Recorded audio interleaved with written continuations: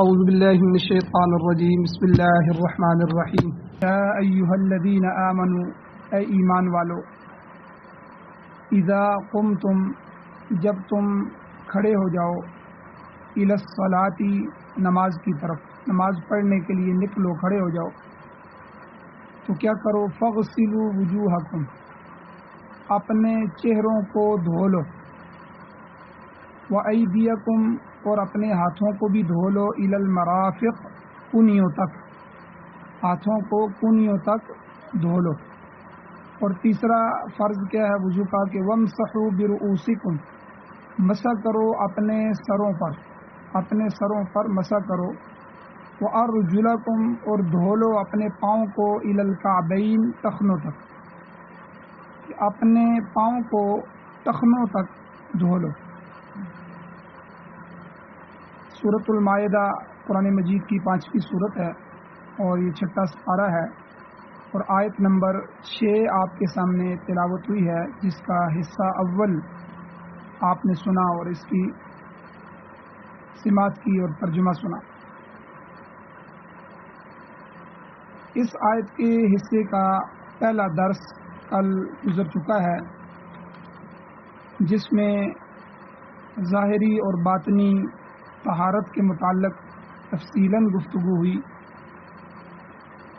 کہ اللہ تعالیٰ انسان کو ظاہری طور پر بھی پاک دیکھنا چاہتے ہیں اور باطنی طور پر بھی پاک دیکھنا چاہتے ہیں.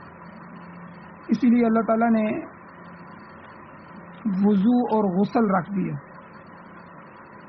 طہارت صغریٰ اور طہارت کبریٰ کل اس کی تفصیل گزر چکی ہے اور اسی طرح نماز سے پہلے پھر نماز کی اہمیت کیا ہے اس کے متعلق تفصیل گزر چکی ہے اور پھر نماز سے پہلے وضو کی اہمیت کیا ہے اس کے بارے میں بھی کل کے درس میں تفصیل گزر چکی ہے. آج کے درس میں یہ ہے کہ وضو نماز کے علاوہ کسی اور چیز کے لیے شرط نہیں ہے. صرف نماز کے لیے شرط ہے کہ بندہ وضو کر لے. ترمذی شریف کی روایت میں آتا ہے کہ حضور علیہ الصلوۃ والسلام قضاء حاجت کے لیے تشریف لائے. حضور صلی اللہ علیہ وسلم کو پیشاب پخانے کی حاجت تھی, تقاضا ہوا, آپ تشریف لائے, آپ نے قضاء حاجت کی اور اس کے بعد ہاتھ وغیرہ دھو لیے تو صحابہ کرام رضوان اللہ تعالی علیہم اجمعین نے حضور علیہ الصلوۃ والسلام کو کھانا پیش کیا. تو آپ علیہ الصلوۃ والسلام نے ان کا کھانا قبول فرما لیا. حضور کھانے لگے تو ایک صحابی رضی اللہ تعالی عنہ انہوں نے عرض کیا حضور آپ نے وضو نہیں فرمایا, یعنی استنجا کیا ہے اور ہاتھ دھوئے ہیں اور کھانا کھانا شروع کر دیا, آپ نے وضو نہیں فرمایا. تو آپ علیہ السلام نے ارشاد فرمایا کہ کیا میں نماز کا ارادہ کر رہا ہوں کہ میں وضو کر لوں. یعنی وضو تو نماز کی ادائیگی کے لیے ضروری ہے, نہ کہ کھانا کھانے کے لیے بندہ وضو کرے. کھانے سے پہلے اور کھانے کے بعد صرف ہاتھ دھو لینا یہ کافی ہے, مکمل وضو کی ضرورت نہیں.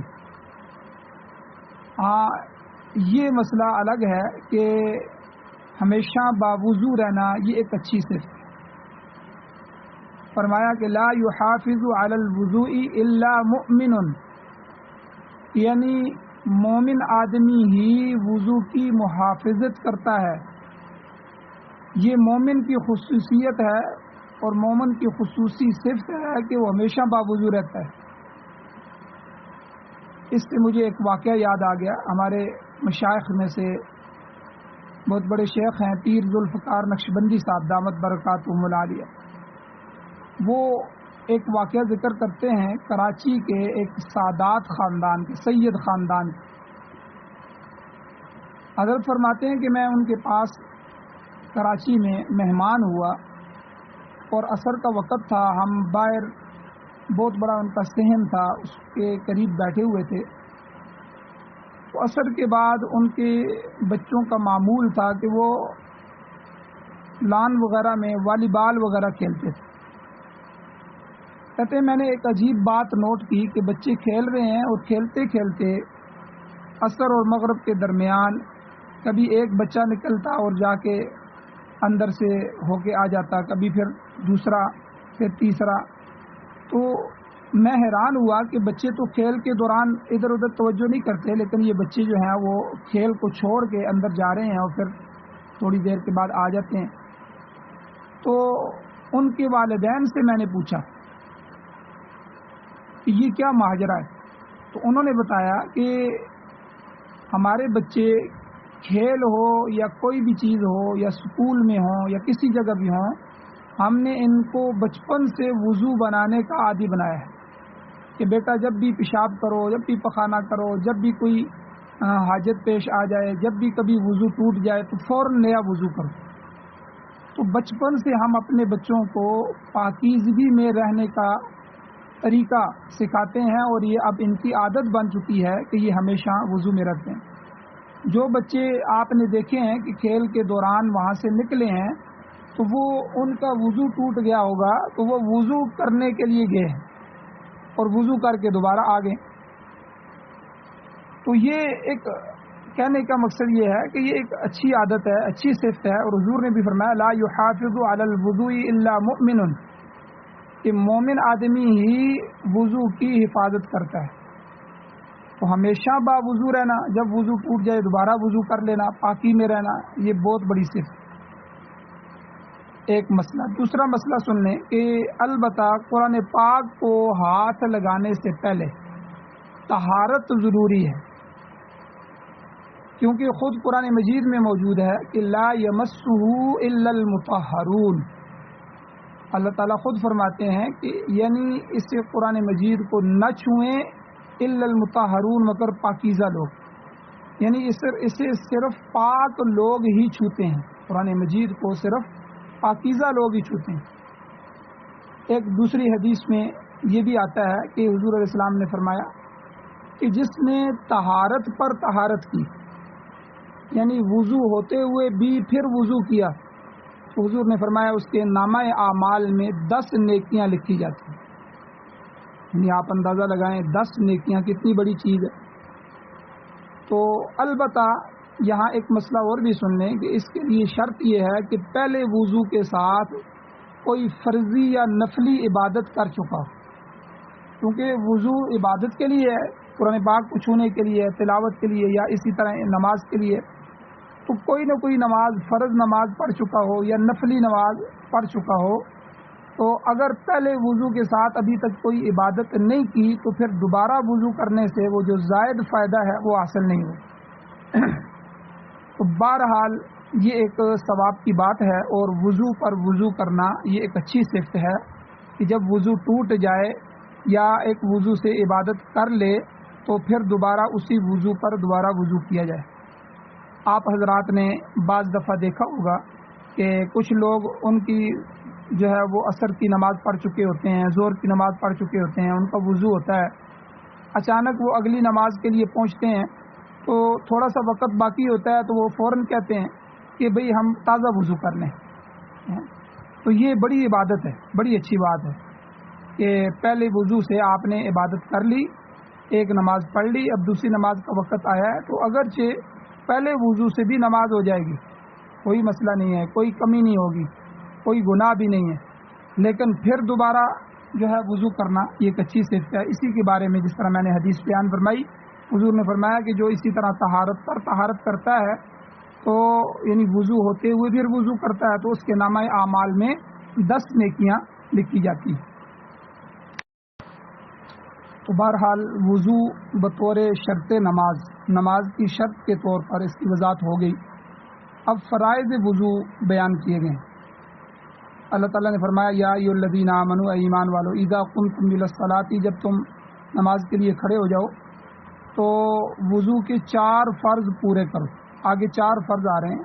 وضو مکمل تو نبی علیہ الصلوۃ والسلام کے قول اور عمل سے پوری تشریحات تفصیلات ملتی ہیں، لیکن 4 فرائض قرآن مجید کی اس آیت کے اس حصے میں بیان فرمائے گئے۔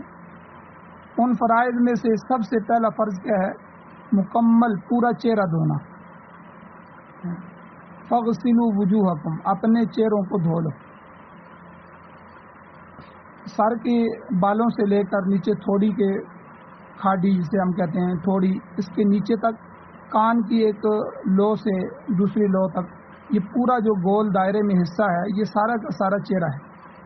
وجوہ وجہ یہ چہرے کو کہتے ہیں. تو فاغسلوا وجوہکم، اپنے اس چہرے کو دھو، یہ پہلا فرض ہے. اور وَأَيْدِيَكُمْ إِلَى الْمَرَافِقِ، اپنے ہاتھوں کو کونیوں تک دھونا. یہ انگلیاں، ہتھیلی اور پیچھے ہاتھ، یعنی کونیوں تک مکمل دھونا، ایک بال کے برابر بھی جگہ خشک نہ رہے. یہ دوسرا فرض ہے. وَامْسَحُوا بِرُؤُوسِكُمْ، تیسرا فرض یہ ہے کہ اپنے سروں کا مسح کرو. سر کا مسح کرنا یہ وضو میں فرض ہے. اور چوتھا کیا ہے کہ وَأَرْجُلَكُمْ إِلَى الْكَعْبَيْنِ، کہ اپنے پاؤں کو ٹخنوں سمیت دھونا. ٹخنوں تک پاؤں دھونا یہ چوتھا فرض اس میں شامل ہے. تو یہ 4 فرائض اللہ تعالیٰ نے آیت کے اس حصے میں بیان فرمائے ہیں. باقی تشریحات جو ہیں وضو کی وہ حضور علیہ الصلوۃ والسلام کے قول اور عمل میں مل جاتی ہیں. مثلا وضو کے لیے نیت کرنا، ابتدا میں بسم اللہ پڑھنا، اور اسی طرح دونوں ہاتھوں کو دھونا، اور اسی طرح کلی کرنا، کلی میں مبالغہ کرنا، ناک میں پانی ڈالنا، ناک میں مبالغہ کرنا، اور یہ ساری جو چیزیں ہیں اور اعضائے فرائض جو ہیں جتنے بھی فرض ہیں وضو میں، ان میں مذکورہ ترتیب کو ملحوظ خاطر رکھنا. جس طرح ترتیب اللہ نے بیان فرمائی، پہلے چہرہ دھونا، پھر ہاتھ دھونا، پھر مسح کرنا، پھر پاؤں کو دھونا، یہ ضروری ہے. مثلا سر کا مسح پہلے ہوگا اور پاؤں اس کے بعد دھوئے جائیں گے. یہ ترتیب بھی ضروری ہے، واجب ہے. تو ان میں سے کسی عضو کی از خود تقدیم تاخیر نہیں ہو سکتی. اپنے آپ سے کسی کو مقدم اور مؤخر نہیں کیا جا سکتا. وضو کو ترتیب سے کیا جائے گا. ہمارے معاشرے میں بعض طبقے ایسے ہیں، شیعہ، روافض وغیرہ، وہ پہلے پاؤں دھوتے ہیں اور بعد میں مسح کرتے ہیں. تو یہ بھی ٹھیک نہیں ہے. تو پہلے جو ہے وہ مسح ہے، پھر بعد میں پاؤں ہے. اور اسی طرح یہ مسئلہ بھی یاد رکھیں کہ ہر عضو کو وضو کرتے ہوئے ہر عضو کو کم از کم 1 دفعہ دھونا، یہ اتمام وضو کا ادنا درجہ ہے. اس سے وضو ہو جائے گا. 1 دفعہ کلی، 1 دفعہ ناک میں پانی ڈالنا، 1 دفعہ جو ہے وہ چہرہ دھونا، 1 دفعہ ہاتھ کونیوں سمیت دھونا، یہ سارا ایک دفعہ کرنا، یہ اتمام وضو کا ادنا درجہ ہے. تو حضور علیہ الصلوۃ والسلام نے ہر عضو کو 2 دفعہ بھی دھویا ہے اور 3 مرتبہ بھی دھویا ہے. یاد رکھیں یہ 3 مرتبہ دھونا یہ کمال درجہ ہے.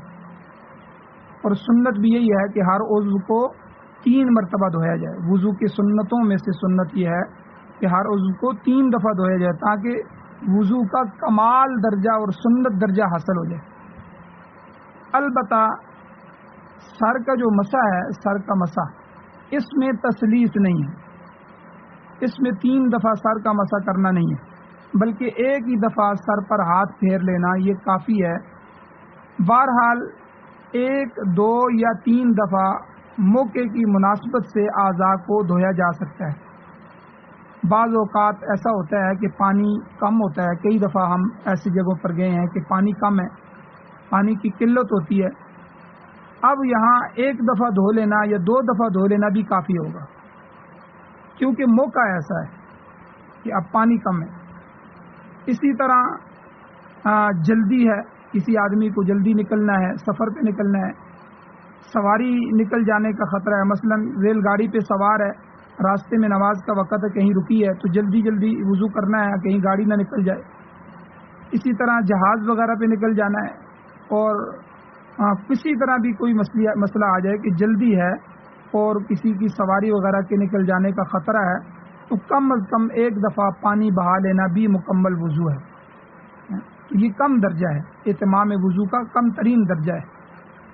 البتہ اس میں اس بات کا خیال رکھا جائے 1 دفعہ دھوئیں، 2 دفعہ اعضائے وضو کو دھوئیں یا 3 دفعہ دھوئیں کہ اس میں کوئی جگہ خشک نہیں رہنی چاہیے. اگر ایک بال کے برابر بھی جگہ خشک رہ گئی تو پھر وضو مکمل نہیں ہوگا, اور وضو مکمل نہیں ہوگا تو اس کے بعد کی گئی جو عبادت ہے وہ بھی صحیح نہیں ہوگی, عبادت بھی ادا نہیں ہوگی, وہ بھی اللہ کے ہاں قبول نہیں ہوگی. کیونکہ جیسے میں نے پہلے بتایا کہ وضو نماز کے لیے, عبادت کے لیے شرط ہے, تو جب شرط نہیں پائی جائے گی تو وہ عمل بھی نہیں پایا جائے گا. تو اس لیے وضاحت کے ساتھ یہ تینوں چیزیں آ گئیں کہ ایک دفعہ اگر کوئی حالات موقع ایسا ہے تو ایک دفعہ بھی اعضائے وضو کو دھویا جا سکتا ہے, 2 دفعہ بھی دھویا جا سکتا ہے, اور 3 دفعہ دھونا یہ اتمام وضو کا کمال درجہ ہے. اور یہ مسئلہ بھی سمجھ لیں کہ 3 مرتبہ سے زیادہ اعضائے وضو کو دھونا, 4 مرتبہ 5 مرتبہ, یہ اسراف میں آتا ہے, فضول خرچی میں آتا ہے, اور یہ پانی کا ضیاع ہے, پانی کو ضائع کرنا ہے, اور یہ گناہ ہے.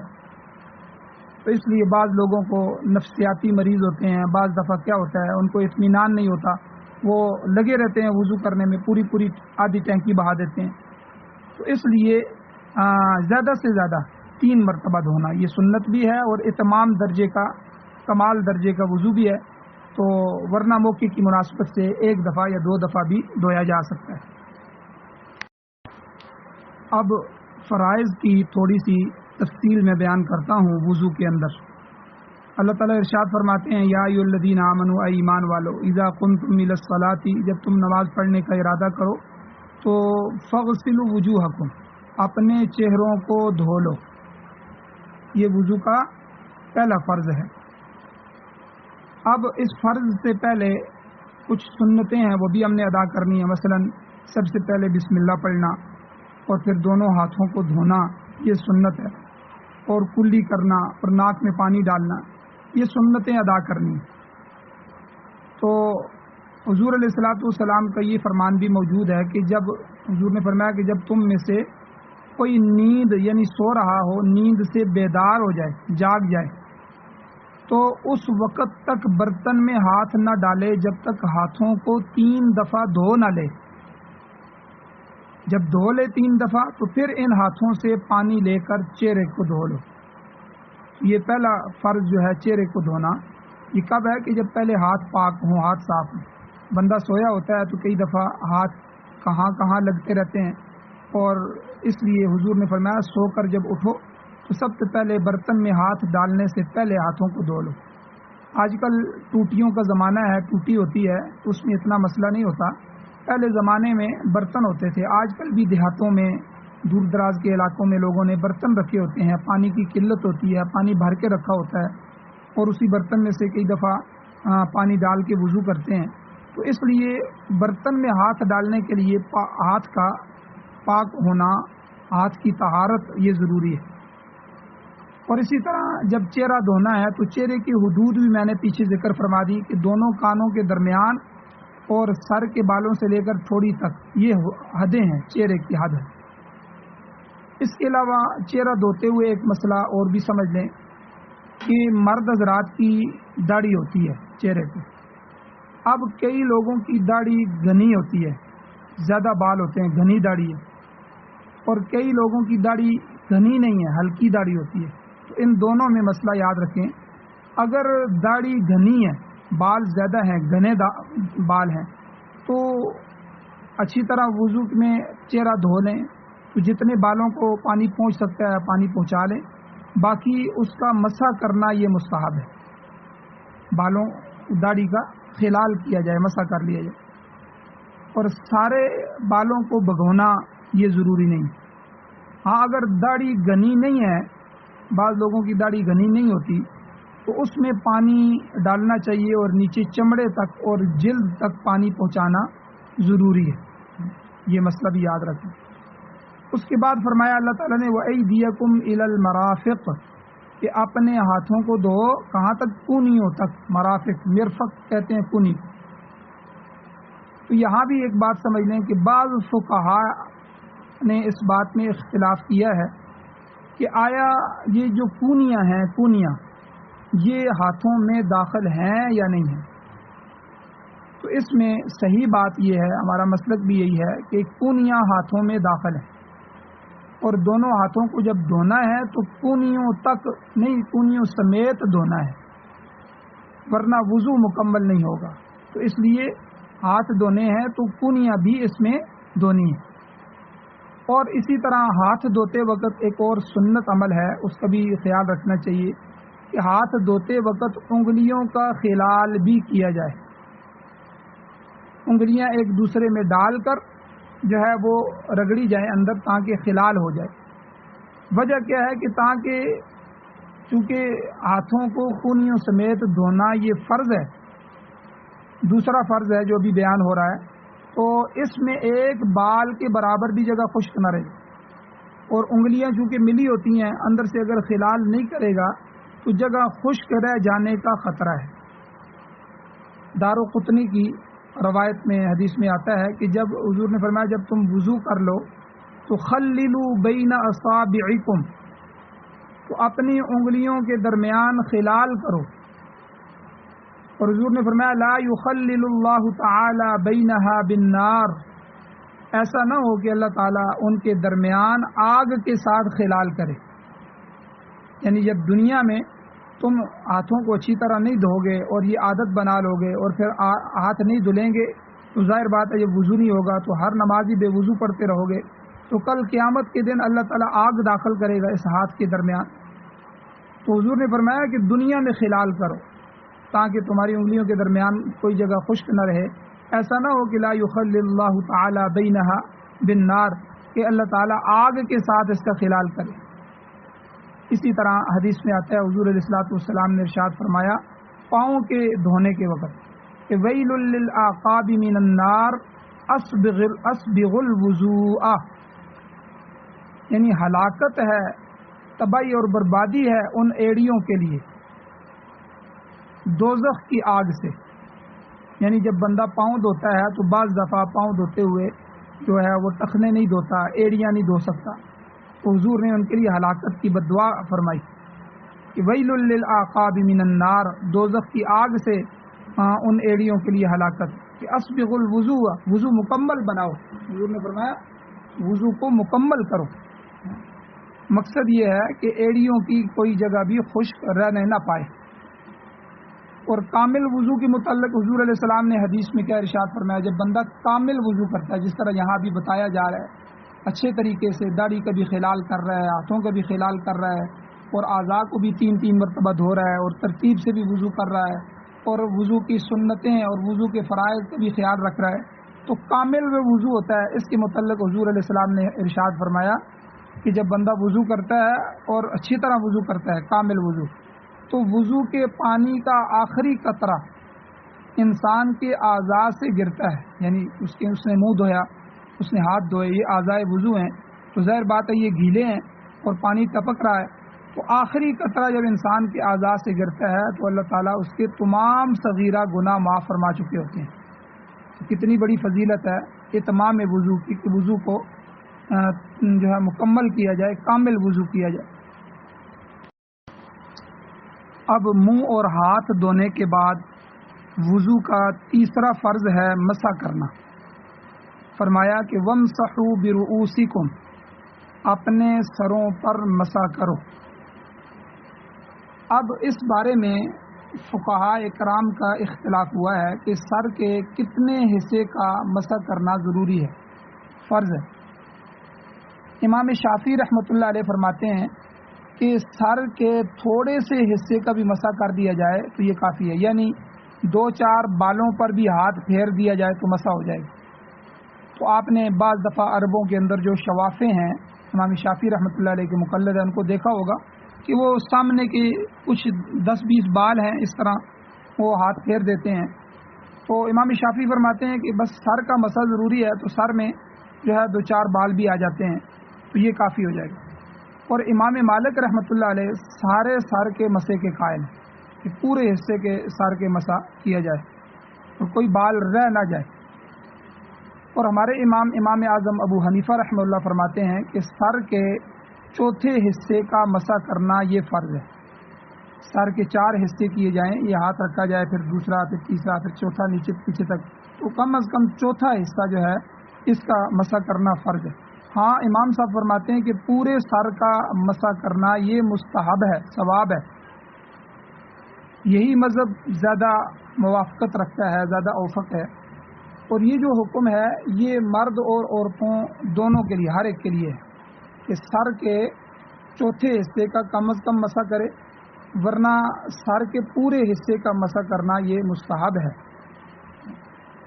اور مرد کے سر پہ ٹوپی ہوتی ہے یا پگڑی ہوتی ہے، یہ مسئلہ بھی یاد رکھیں، اور عورت کے سر پہ چادر اوڑھنی وغیرہ ہوتی ہے، تو مرد اپنی ٹوپی یا پگڑی کو اور عورت اپنی اوڑھنی کو کم از کم چوتھے حصے سر سے ہٹا کر مسح کرے، یعنی وہ پیچھے ہٹائے گا تو چوتھا حصہ تو اس پہ مسح ہوگا۔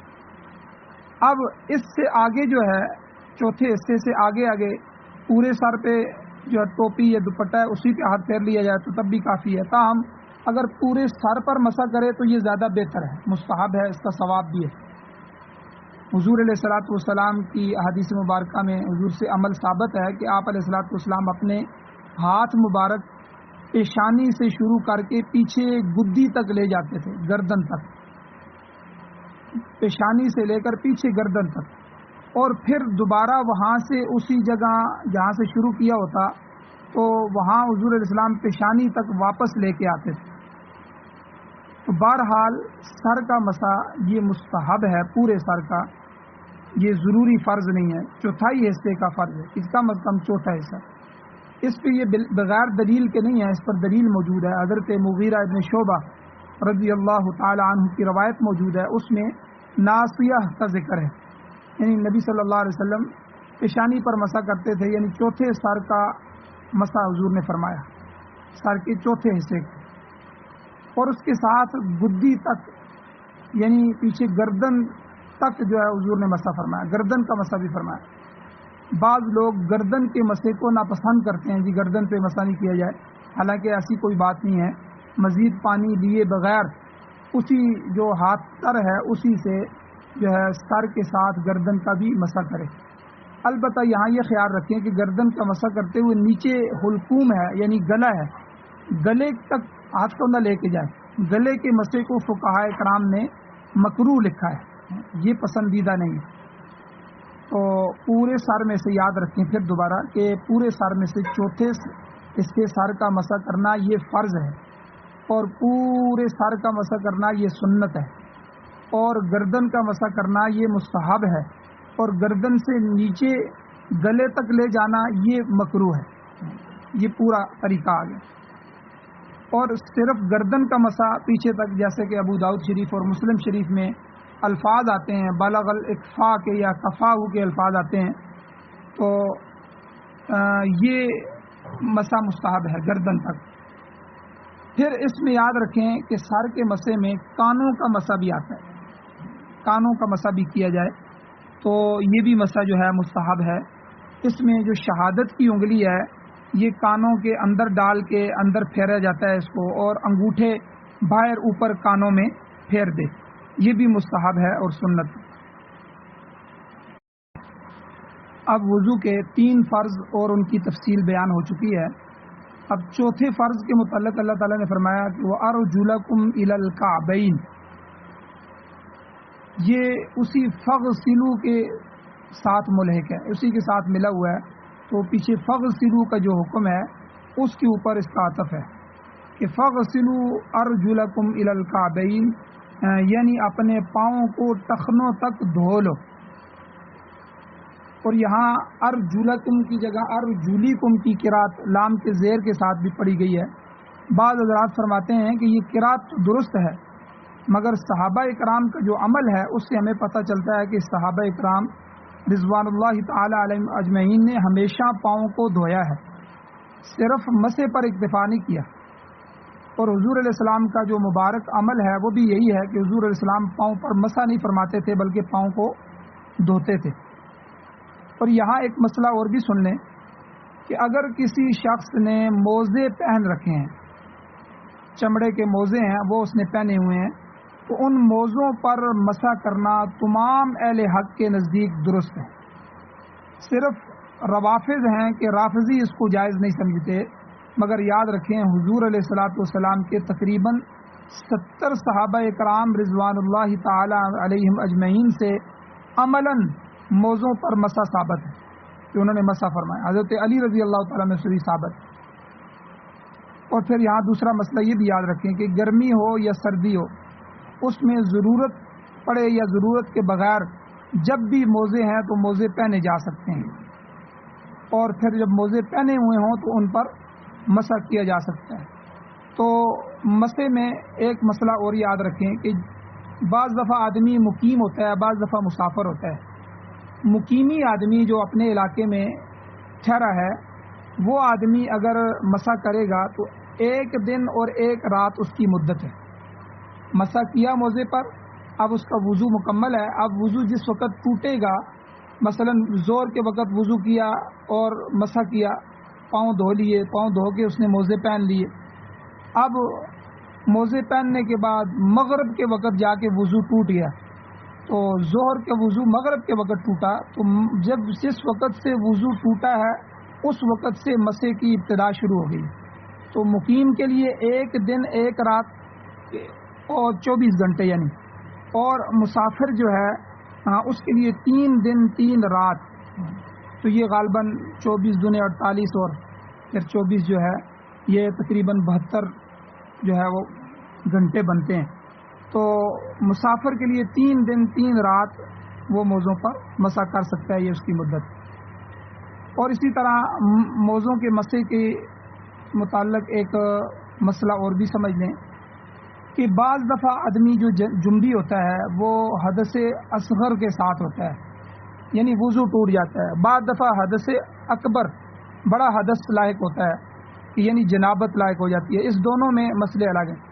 اگر بولو براز کر رہا ہے، پیشاب پخانہ کیا ہے، ہوا خارج ہو گئی ہے، یا کسی وجہ سے خون نکل گیا ہے، پیپ نکل گیا ہے، جب وضو ٹوٹ گیا ہے، نواقض وضو میں سے کوئی پیش آ گیا ہے، تو باقی وضو کرے گا مگر موزوں پر مسح کافی ہو جائے گا. باقی وضو اسی طرح ہوگا، موزوں پر مسح کافی ہو جائے گا. البتہ اگر جنبی ہے، جنابت لاحق ہو گئی ہے، حدث اکبر آ گئی ہے، احتلام ہو گیا یا میاں بیوی کی مصاحبت ہوئی آپس میں، اس سے ناپاک ہو گیا، تو کسی طرح بھی جنابت لاحق ہو جائے تو پھر موزے اتارنے پڑیں گے. موزے اتار کر مکمل طہارت یہ ضروری ہوگی.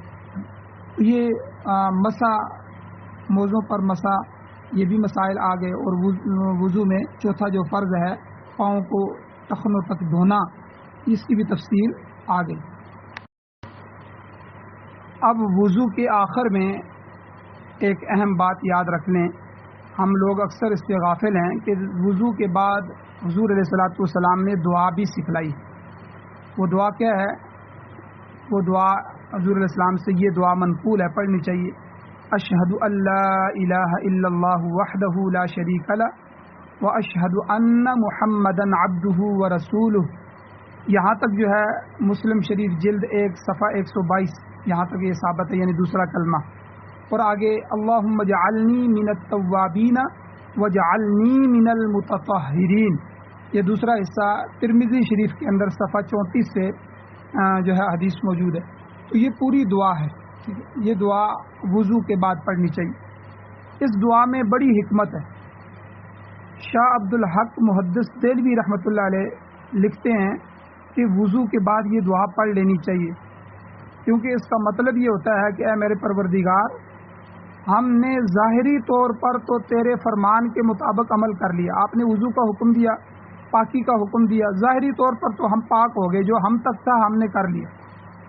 اب باطن کو پاک کرنا، باطنی طہارت، یہ بھی ہے اللہ آپ ہمیں عطا فرمائیں، یہ اب آپ کے ہاتھ میں ہے. اور اللہم اجعلنی من التوابین، اللہ ہمیں توبہ کرنے والوں میں سے بنا، وجعلنی من المتطہرین، اور ہمیں طہارت والوں میں سے بنا، یعنی ہمارے باطن کو بھی پاک فرما دے. تو یہاں تک تو اس کی تشریح ہو گئی ہے. اب اسی آیت کے اگلے حصے میں طہارت کبریٰ، اب اس میں طہارت صغریٰ یعنی وضو، اب طہارت کبریٰ یعنی جنابت کی حالت میں غسل کا کرنا ہے، غسل کا بیان ہے. اور اس کے ساتھ ساتھ طہارت ضروریہ، یعنی اگر حدث اصغر ہو یا اکبر ہو، یعنی وضو کی حالت پیش آئے یا غسل کی حالت پیش آئے تو پانی نہ ملے، تو پانی نہ ملنے کی صورت میں تیمم کرنا ہے اس کے مسائل آگے بیان ہوں گے. پھر تیمم کی حکمت کیا ہے، اس کا فلسفہ کیا ہے، وہ بھی آگے آئے گا انشاءاللہ. اللہ تعالیٰ سے دعا ہے اللہ ہمیں عمل کی توفیق عطا فرمائے. آخر دعوانا ان الحمد للہ رب العالمین.